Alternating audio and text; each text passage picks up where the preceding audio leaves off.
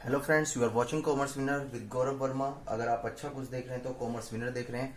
बेटा, इस वीडियो में हम जानते हैं कि जर्नल एंट्रीज हमारा एक टॉपिक स्टार्ट है और मैं उम्मीद रखता हूं कि आप उसकी हेल्प से क्वेश्चंस भी कर पा रहे होंगे। ठीक है, जैसे हमने क्वेश्चंस, मैंने लास्ट टाइम आपको प्रेजेंटेशंस भी दिखाई थी किस तरीके से क्वेश्चंस को करना है। वो कभी कभी कोई एंट्री बेटा ऐसी आ जाती है जो प्रॉब्लम क्रिएट करती है। सभी तो नहीं मिलेंगी उस क्वेश्चंस में, लेकिन एक दो एंट्री ऐसी मिलेंगी, तो आप उसे, अगर आपको डाउट होता है तो आप मुझे कमेंट करके पूछ सकते हैं। ठीक है, बट मैं जनरल एंट्री के साथ साथ उसके से जो रिलेटेड इंपॉर्टेंट कंसेप्ट हैं उसको भी राइट डाउन कराता रहूंगा। तो आज जो है हमारा उससे रिलेटेड एक थियोरेटिकल कंसेप्ट है, तो उसको आज हम लिख लेते हैं। सबसे पहला क्वेश्चन होता है, व्हाट इज द जर्नल। क्या होता है बेटा, व्हाट इज ए जर्नल। चलो, तो ये क्या है बेटा, journal is a primary book. क्या है ये, प्राइमरी बुक्स ऑफ अकाउंट्स। ठीक है, in which transaction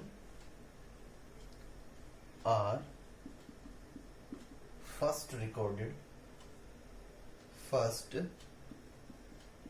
recorded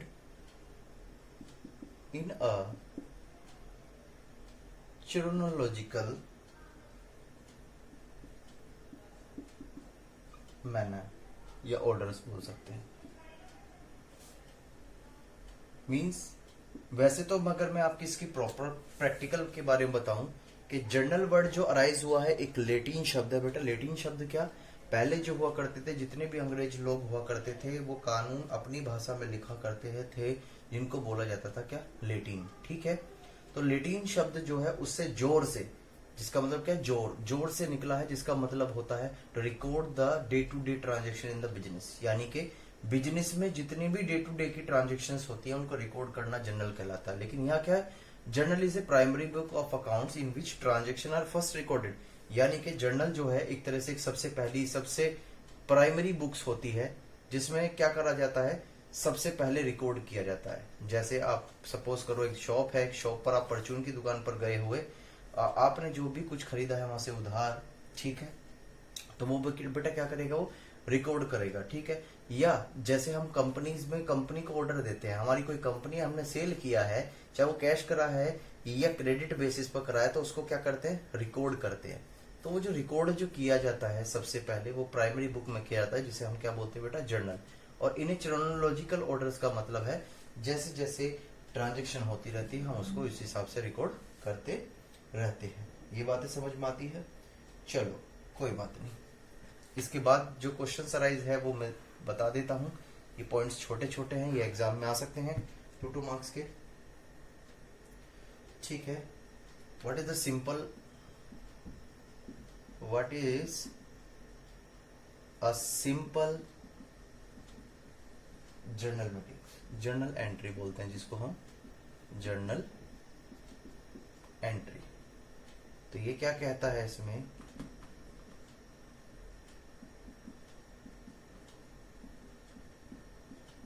simple journal entry means a journal entry in which only two account, ठीक है, two accounts are affected, two accounts are affected, that is one account debit and second account is credit। Clear है, कहने का मतलब क्या है, जैसे हमने सीखा था कि हम परचेस करके लाए कैश करके, तो purchase account debit to cash, यानी कि माल आया तो परचेज, और एसेट्स हमारे यहाँ से डिक्रीज हो गई, तो रियल क्या कहता है, रियल अकाउंट के एसेट्स अगर डिक्रीज हो रही है तो उसको क्रेडिट कर दीजिएगा। ये बात समझ में आती है। ठीक है, तो बेटा उसके अंदर जो सिंपल एंट्री होती है उसमें केवल दो ही अकाउंट्स इफेक्टेड होते हैं। पहला क्या है, या तो डेबिट साइड या क्रेडिट साइड। कुल मिला के एक बात है जो एक तरह से सिंगल एंट्री होती है। क्या होती है, बिल्कुल एक तरह से सिंपल एंट्री, उसको हम बिल्कुल सिंपल एंट्री ही बोलते हैं। यानी कि एक ही ट्रांजेक्शन होती है, जैसे सैलरी पेड करी है तो बेटा हमने क्या करा है, salary account debit to cash या बैंक।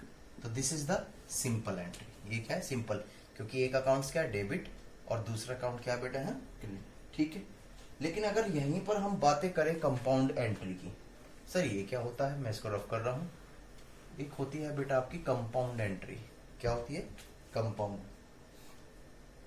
अब देख लेते हैं compound entry. What is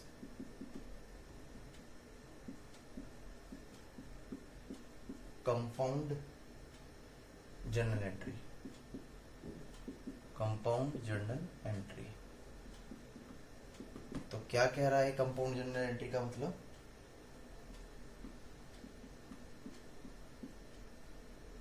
compound journal entry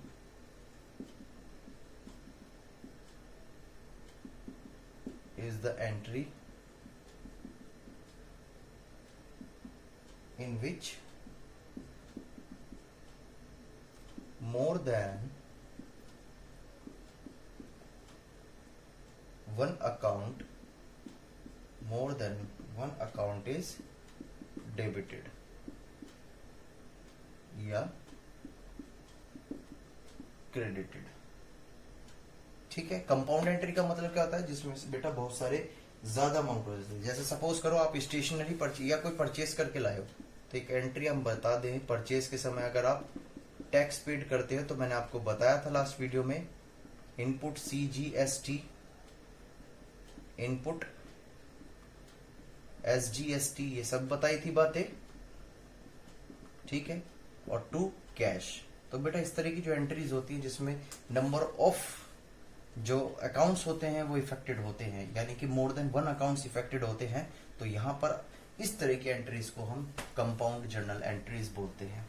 ठीक है, अब तक आपने देखा कि सैलरी जब पेड की थी तो सैलरी और क्रेडिट केवल दो ही अकाउंट्स थे, एक डेबिट और क्रेडिट। लेकिन यहाँ पर देखो इनपुट CGST है, इनपुट SGST है, परचेज है और कैश, तो यानी कि मोर देन वन अकाउंट्स हैं। तो इस तरह की जो एंट्रीज होती है उनको हम कंपाउंड एंट्री के नाम से जानते हैं।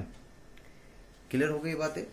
चलो बने रहिएगा वीडियो के साथ, देखते रहिए कंटिन्यू वीडियो बेटा, इसमें कोई प्रॉब्लम मेरे हिसाब से नहीं होनी चाहिए। और मैं उम्मीद रखता हूं कि आप सभी जो है क्वेश्चंस को कर रहे होंगे। बेटा कुछ नहीं, आज चिल्ड्रंस डे है, सॉरी आज टीचर्स डे है, तो आपको जीवन में एक ही चीज याद रखनी है, तुम्हारा कर्तव्य है पढ़ना। यानी कि हर एक स्टूडेंट्स का क्या कर्तव्य होता है बेटा, कि वो पढ़े, और एक टीचर का कर्तव्य है कि आप पढ़ाए। हम कोशिश करते हैं कि अपनी तरफ से, मैं प्रयास करूंगा कि अच्छी तरीके से आपको पढ़ा सकूं, लेकिन आपको भी मेहनत करनी होगी। चलो कोई बात नहीं, ये कर देता हूं मैं रफ। हम आगे की तरफ बढ़ते हैं थोड़ा सा। चलो क्वेश्चंस मैंने आपको उस दिन समझा दिया था, लेकिन अब मैं बता रहा हूं what is mean by trade discount. Trade discount क्या है बेटा ये? तो मैंने आपको क्या बताया था, ट्रेड डिस्काउंट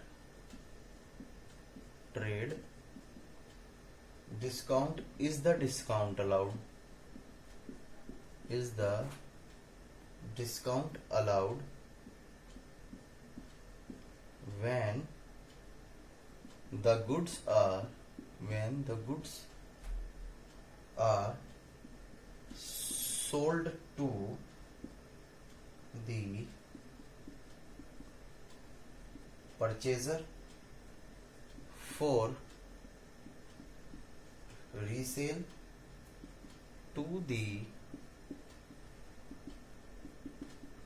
unlimited या ultimate consumer, sorry ultimate consumer या when the goods are purchased in large quantity,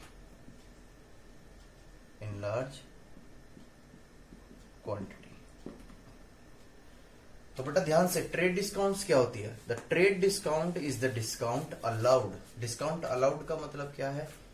discount allowed का मतलब हम डिस्काउंट दे रहे हैं। When the goods are sold to the purchaser for the resale to ultimate consumer, और when the goods are purchase in large quantity. कुल मिला के यही बातें बोली जा रही है कि यदि कोई बिजनेसमैन ही गुड्स परचेज करता है, जैसे सपोज करो मैं होलसेलर हूं और कोई रिटेलर्स को सोल्व कर रहा हूं, फिर वो किसको सेल करेगा? कस्टमर को। तो इस केस में ट्रेड डिस्काउंट दी जाती है। या कोई कस्टमर हमसे जो है सपोज देन लार्ज क्वांटिटी पर गुड्स परचेज करता है, जैसे हम मार्केट में गए, हमने कहा कि साहब 1 kg सेब एप्पल जो है वो किस रेट से दिए, तो उन्होंने कहा कि सर 120 पर kg। मैंने कहा कि ठीक लगा लो, वो कहो कि सर लेना कितना है। ध्यान से, वो क्या कहता है? लेना कितना है। तो मैंने कहा कि सर एक काम करो, हम 3 किलो ले लेंगे पर 100 का रेट चार्ज करो। उसने कहा कि सर 110 का तो दे सकते हैं, यानी कि 110 रुपए 110 का दे सकते हैं, लेकिन 100 का नहीं। तो मैंने कहा कि देख लो सर, हमने क्या काम करा, एक क्वांटिटी और बढ़ा दी कि अब बताओ अब कितने का दोगे। उन्होंने कहा कि चलो ठीक है सर, हम 100 रुपए किलो दे देते हैं आपको, और आप कितना ले रहे हो? 4 किलो। तो देख लो आप इसमें एग्जाम्पल में जैसे जैसे क्वांटिटी इंक्रीज होती जा रही है, वैसे वैसे ही डिस्काउंट भी बढ़ती जा रही है। तो ऐसी सिचुएशंस की जो होती है डिस्काउंट, उसे बोला जाता है बेटा क्या? Trade discount. उम्मीद रखता हूं कि ये पॉइंट्स आपको समझ में आ गए होंगे। चलो,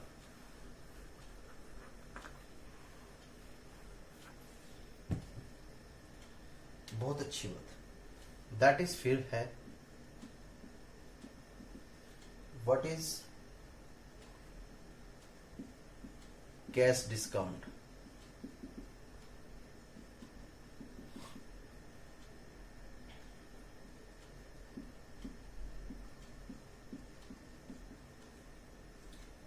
cash discount is the discount allowed. बेटे डिस्काउंट अलाउड का मतलब बस अब यहां पर हम दे रहे हैं, हो सकता है कभी कभी सिचुएशंस उल्टी हो जाती है कि मिल भी जाता है टू डेटर्स। तो यहां पे मैंने हिंट क्लियर कर दिया, किसको दे रहे हैं? डेटर्स को दे रहे हैं।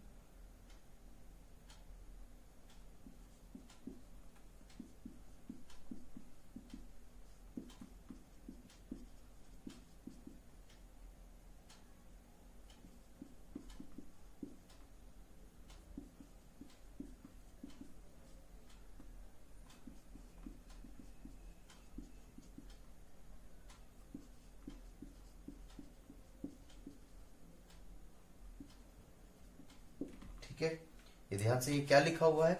ये कहता है cash discount is the discount allowed to the debtors, यानी कि अगर हमसे कोई उधार गुड्स परचेज कर रहा है तो वो हमारे लिए क्या होगा? डेटर्स। बेटा जब जिसे हम गुड्स सोल्ड करते हैं उधार पर, यानी कि क्रेडिट बेसिस पर, तो फ्यूचर में वो हमें पैसे देगा, तो वो होता है हमारा डेटर। ठीक है, तो ये डिस्काउंट हम उसे कब देते हैं? ध्यान से, हम देते हैं at the time of payment. लेकिन ज्यादातर जो केसेस होते हैं वो तभी दी जाते हैं कि वो अगर हमें ड्यू डेट से पेमेंट पहले कर दे। ड्यू डेट का मतलब क्या?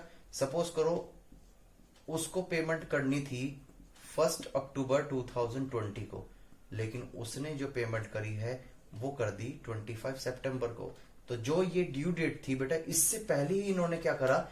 पेमेंट कर दी है। तो हम क्या करते हैं? कुछ डिस्काउंट दे देते हैं, किसको? कस्टमर को। या हम पॉलिसीज बनाते हैं। पॉलिसीज कैसे बनाते हैं कि अगर किसी ने एक्यूरेट, जैसे मैंने किसी को 30 डेज का क्रेडिट दिया कि भाई 30 दिन तक मैं आपको उधार देता हूं, ठीक है, उसके बाद मुझे पेमेंट चाहिए। हाँ, लेकिन में एक टर्म्स एंड कंडीशन है कि आप विद इन 30 डेज अगर मुझे पेमेंट करते हैं तो मैं आपको 10% की डिस्काउंट दे दूंगा। अगर आप विद इन 30 डेज जो है पेमेंट नहीं करते हैं तो आपको 10% की डिस्काउंट नहीं मिलेगी। ठीक है, तो यानी कि इसका मतलब क्या? तो जब उसमें से कोई कस्टमर ड्यू डेट से पहले ही पेमेंट कर जाता है, at the time of payment हम उसको कोई छूट दे देते हैं, डिस्काउंट, तो वो कही जाती है आपकी कैश डिस्काउंट। ये बात समझ में आई या नहीं? मैं उम्मीद रखता हूं कि ये पॉइंट्स आप अच्छी तरीके से समझ पा रहे होंगे। मैं उम्मीद रखता हूं कि ये बातें आपको समझ में आ रही होंगी। चलो कुछ आगे और देखते हैं।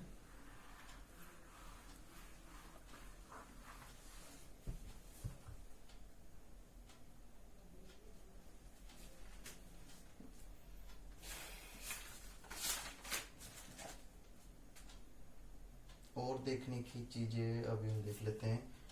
एक टेक्निकल पॉइंट्स आपका, what is the meant by rebate.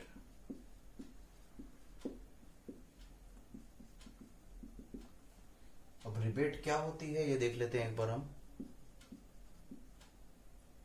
Rebate is the discount allowed for reason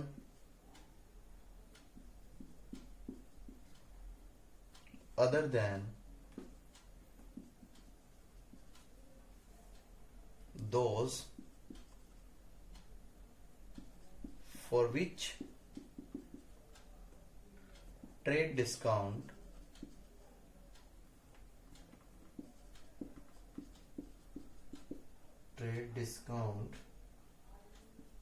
is allowed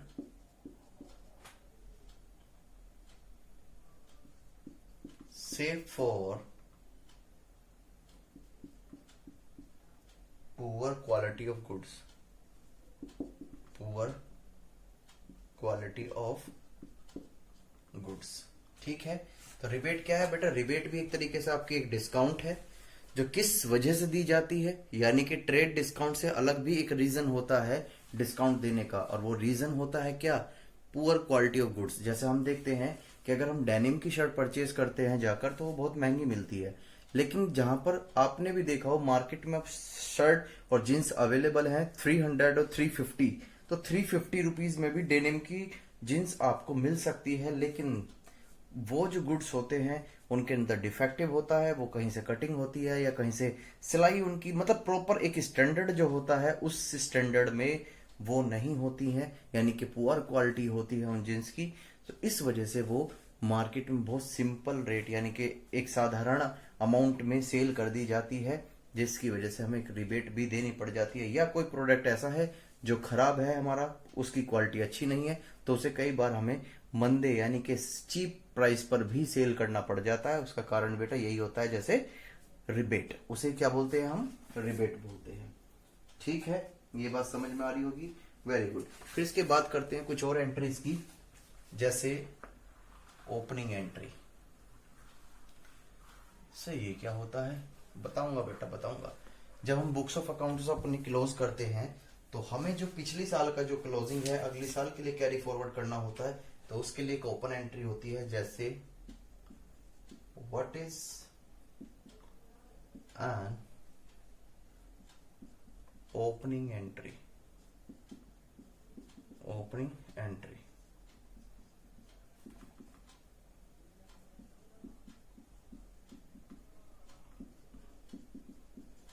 opening entry is the journal entry through which the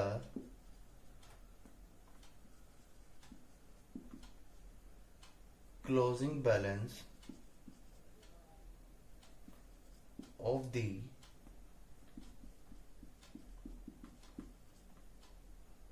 previous year are recorded in the current year books of account। ठीक है, तो क्या लिखता है बेटा? Opening entry is the journal entry. ये भी एक तरीके से आपकी एक जर्नल एंट्री है, जो through which the closing balance, मैंने आपको बताया था जो पिछले साल का क्लोजिंग होता है उसे हमें क्या करना होता है? करंट ईयर की बुक्स में लिखना होता है। तो वो जो हम पिछले साल का जो क्लोजिंग बैलेंस बच गया होता है उसको हम अगली साल का जब हमारी फाइनेंशियल ईयर स्टार्ट होती है तो उस फाइनेंशियल की ओपनिंग बैलेंस में उसको लिखना होता है, तो वो बोली जाती है आपकी ओपनिंग एंट्री। ठीक है, जैसे एग्जांपल देख लेते हैं। 2019 में सपोज करो 31 मार्च 2019 में हमारे पास स्टॉक बच गया था, कितना? 1 लाख रुपीस का। क्या बेटा आप इसे फेंक दोगे? नहीं। हम क्या करेंगे, जब 1 अप्रैल 2020 आई होगी तो इसको स्टॉक को हमने ओपनिंग स्टॉक के नाम से लिखा होगा। तो बेटा ये जो हम क्लोजिंग से ओपनिंग में लिखते हैं इसको बोलते हैं क्या, ओपनिंग एंट्री। क्या लिख पाते हैं उसे, ओपनिंग एंट्री। क्लियर है ये बातें, वेरी गुड। चलो कुछ और देखते हैं आगे की तरफ। ये बहुत सिंपल टॉपिक्स हैं जो आपको पता होने चाहिए क्योंकि आप जर्नल एंट्रीज का चैप्टर कर रहे हैं। ओपनिंग एंट्री हमने कर लिया, चलो वेरी गुड। मैं कुछ क्वेश्चंस देता हूं आपको, मुझे बताइएगा। Rent paid is related to, ये किससे रिलेटेड है मुझे बताइएगा। एक तो मैंने आपको बताया था पर्सनल अकाउंट, दूसरा मैंने आपको बताया था नॉमिनल अकाउंट, एक मैंने आपको बताया था रियल अकाउंट, और एक था आपका ऑल ऑफ द अबव। यानी कि ये आपसे एक एमसीक्यू क्वेश्चन है, ये आपके एग्जाम में आ सकता है। मुझे बताइएगा कि रेंट पेड जो किया गया है वो किससे रिलेटेड है। याद करो मैंने रियल अकाउंट बताया था बेटा, रियल अकाउंट डील करता है एसेट से। क्या रेंट पेड एसेट से हमारी, नहीं बेटा, यहाँ रेंट पेड की बात करी है, ठीक है, किसकी, रेंट पेड की। तो ये हमारी एसेट्स नहीं है, तो इसका मतलब रियल अकाउंट को हम यहाँ पर नहीं लेंगे। तो इसका मतलब ये ऑप्शंस हो गया आपका गलत, ठीक है। और बेटा जब ये ऑप्शंस गलत हो गया तो ऑल ऑफ दी अबव तो अपने आप ही गलत हो गया, ठीक है। अब इनमें से ही है कुछ, यानी कि कुछ तो है दया। चलो देखते हैं। पर्सनल अकाउंट्स मैंने आपको समझाया था, क्या पर्सनल अकाउंट्स बताया था, जब भी किसी का नाम आ जाता है, ठीक है, उससे रिलेटेड, या वो कंपनी का हो या किसी इंडिविजुअल पर्सन का हो, वहां पर पर्सनल अकाउंट्स के रूल्स एप्लीकेबल होते हैं। तो बेटा यहाँ रेंट पेड कर रहे हैं, ठीक है, यहाँ किसी से कोई रिलेटेड नहीं है पर्सनल की बातें, तो ध्यान से। फिर मैंने आपको एक नॉमिनल अकाउंट बताया था, वो कहता था जितने भी एक्सपेंसेस और लॉसेस हैं वो डेबिट हो जाएंगे, और जितनी भी इनकम और गेन्स है वो क्या हो जाएगी, क्रेडिट हो जाएगी। क्या हो जाएगी वो, क्रेडिट। तो इसका मतलब क्या, that is your nominal account. ये बात समझ में आती है, क्लियर है ये बातें, वेरी गुड। ये पॉइंट आपको समझ में आ गया होगा, वेरी गुड। चलो कुछ और आगे की तरफ देखते हैं बेटा। चलो ये बहुत सिंपल है जो मैं आपको पूछ रहा हूं, यहां पे देख लेते हैं जरा क्या लिखा हुआ है बेटा। ये लिखा हुआ है यहां पर रॉबर्ट्स अकाउंट। क्या लिखा हुआ है, Roberts account is related to, यानी कि रॉबर्ट्स अकाउंट्स जो है वो किससे रिलेटेड है, पर्सनल अकाउंट से, या फिर से वही रियल अकाउंट, या आपके नॉमिनल अकाउंट, या आपके ऑल ऑफ द अबव। तो ध्यान से देखते हैं बेटा, पर्सन रोबोट अकाउंट से, क्या है ये आपका रोबोट अकाउंट। तो जब मैंने आपको बताया था जब किसी भी इंसान का या कंपनी का नाम आ जाएगा तो वहां पर हम बात करेंगे किसकी, पर्सनल अकाउंट की। तो बेटा ये personal account is the correct answer, clear. चलो वेरी गुड। यहां से फिर हम इसको रफ करने वाले हैं, फिर हम इसे कुछ आगे की तरफ और चलते हैं जरा। ये क्वेश्चंस बहुत इंपॉर्टेंट है बेटा, ये पता होने चाहिए कि आप जर्नल एंट्रीज का चैप्टर कर रहे हो, लेकिन आपको इस बारे में अगर नहीं पता है तो this is teacher default also. Reason क्या है, हर स्टूडेंट इन बातों को नहीं पढ़ पाता है, वो केवल उतना ही पढ़ पाता है जितना टीचर ने बता दिया। तो बीइंग अ टीचर एक रिस्पॉन्सिबिलिटी होती है एक टीचर की कि उसको ये बातें भी बता देनी चाहिए। चलो कोई बात नहीं, बहुत अच्छी बात है। यहाँ पर ये हम करने वाले हैं B point, that is weekly. इसमें है फिर तो at the end of the month, clear है। And D point is the all of the above, all of the above, ठीक है।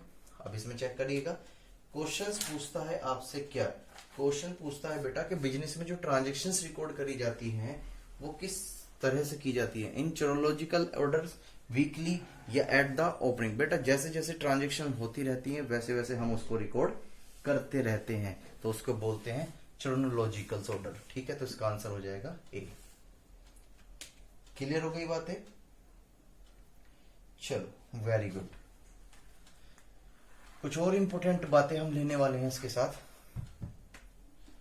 क्वेश्चंस में लिखा है is sale of goods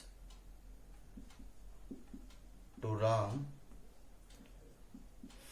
for cash is debited to. आपने सेल करी है goods, किसको? राम को। तो बेटा ध्यान से, डेबिट में किसका नाम करेंगे? क्या राम का? ठीक है, क्या कैश को या सेल को या नन? ध्यान से बताइएगा मुझे, बताओ जल्दी से बेटा, सोचो दिमाग में, दिमाग को यूज करो जल्दी से। भाई सीधी सी बात है, आपने सेल करी है गुड्स, यहां नाम तो आ रहा है लेकिन नाम के साथ बेटा कैश भी तो आ रहा है, तो सीधी सी बात है ना, cash account debit to sale. और क्वेश्चन पूछ रहा है कि डेबिट में क्या होगा, तो कैश अकाउंट होगा ना, तो this is the right answer. ये सिंपल सी बातें आपको समझ में आ रही होंगी। चलो वेरी गुड। और भी कोशिश करते हैं, बने रहिएगा वीडियो के साथ। अच्छे अच्छे कुछ क्वेश्चंस हैं। A withdraw of cash from business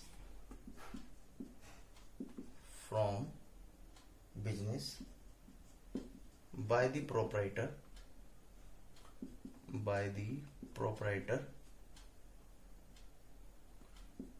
is credited to। ध्यान से, ये कह रहा है कि विड्रॉ करी है अमाउंट, किससे? कैश विड्रॉ किया है फ्रॉम बिजनेस से, by the proprietor is credit to. यानी कि जो बिजनेसमैन है उसने पैसा विड्रॉ कर लिया। तो मुझे बताइएगा क्या एंट्री पास करने वाले हैं,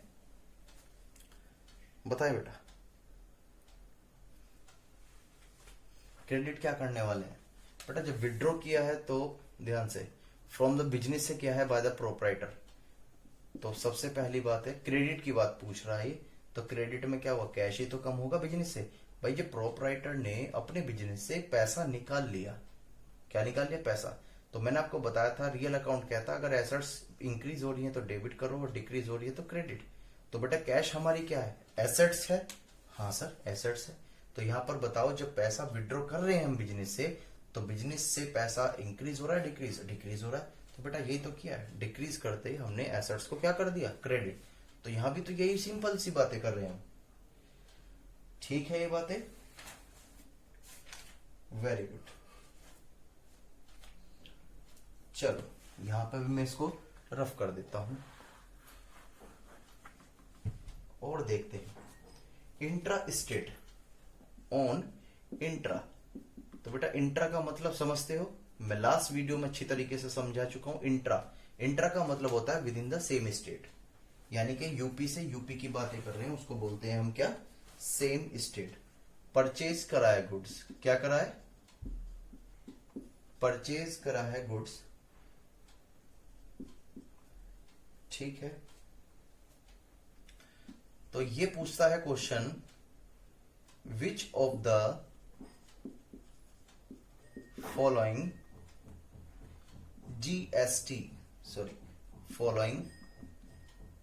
GST इज लेविड।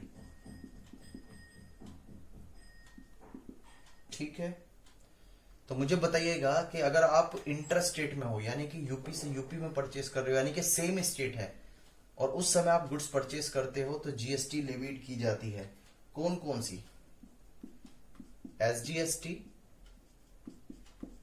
और CGST, SGST, या सी में अगर मैं करूं A and B बोथ, या IGST। ध्यान से बेटा, मैंने आपको बताया था अगर सेम स्टेट की बात होती है तो CGST और SGST लगती है, और अगर इंटर स्टेट की बात करते हैं, किसकी? इंटर का मतलब है one state to another state, तो वहां चलता है IGST। तो यहां पर हमारा आंसर आएगा C। Very good. This is the last question, ठीक है बेटा। अगर ऑन इंटर स्टेट सेल है, क्या है बेटा, इंटर स्टेट सेल, कौन सी, इंटर स्टेट सेल, ठीक है। और यहां पर आप क्या कर रहे हो, परचेज कर रहे हो goods, which of the following GST is levied, GST is levied, कौन सा जीएसटी लगेगा, फिर से मुझे बताओ जल्दी से, आईजीएसटी, सीजीएसटी या एसजीएसटी या नन, बेटा इसमें कौन सा लगेगा, आईजीएसटी। ये मैं बातें आपको बता चुका हूं अच्छी तरीके से। ये इंटर स्टेट सेल है, यानी कि जैसे दिल्ली से हम यूपी में सेल कर रहे हैं या यूपी से दिल्ली में, तो उसे इंटर स्टेट सेल बोला जाता है। और यहां पर जो लगता है वो लगता है बेटा आईजीएसटी। तो मैं उम्मीद रखता हूं कि ये पॉइंट्स आपको समझ में आ गए होंगे, ठीक है। नेक्स्ट क्लास में हम कुछ क्वेश्चंस के साथ मिलेंगे, तब तक के लिए bye bye and thank you for watching my videos and take care.